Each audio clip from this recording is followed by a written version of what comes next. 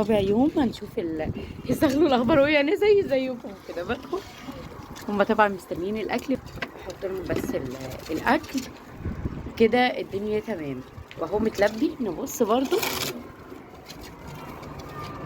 لا لسه فاضي يا عيني. بس هو الجسم بص لازم نجس كده نشوف. لا سخن ودافي، يعني الاهالي كانوا راقدين عليه تمام. هحط لهم الاكل ولما يلبوه كويس هوريلكم الحوصله بتاعته. دلوقتي تقريبا عدى يعني نص ساعه حتى هم اكلوا الاكل الزياده ده. انا هشيله والميه اهي نظيفه بتاعتهم. هشوف بقى النتايه دي عرفت تلبي ولا لسه. هي كانت بتلبي دلوقتي اهو. بصوا هي اهي بتلبي فيه، فخلاص كده تمام وجسمه دافي. انا هسيبها وبرده